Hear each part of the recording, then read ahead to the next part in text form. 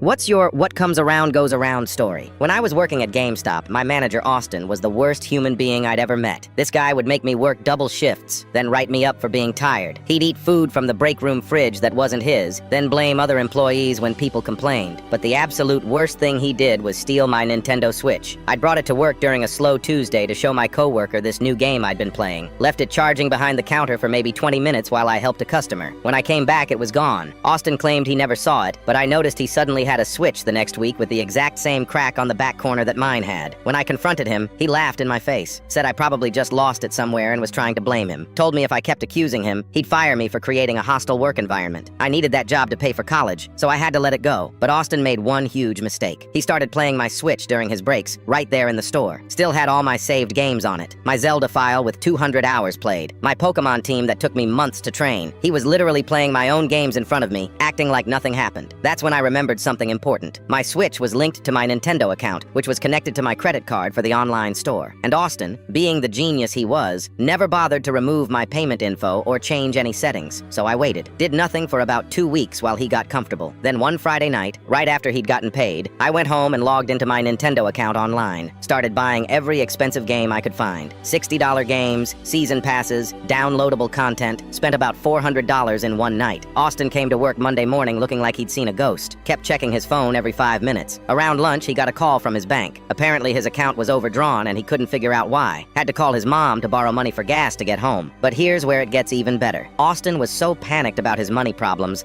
that he forgot to act normal about the Switch. Started asking everyone if they knew how to remove credit cards from Nintendo accounts. My coworker Jake, who knew about my stolen Switch, heard this and immediately texted me. The next day, Austin didn't show up for work, or the day after that. Turns out he'd called our district manager confessing that he'd found an employee's Switch and wanted to return it, but now there were unauthorized charges on it. Tried to play victim, saying he was just holding it for safekeeping. Our district manager wasn't stupid. Asked Austin why he'd been playing games on someone else's device for 3 weeks instead of immediately returning it, and why his bank account was connected to it if he was just holding it for safekeeping. Austin got fired that Thursday. Had to pay back all the money he'd accidentally spent.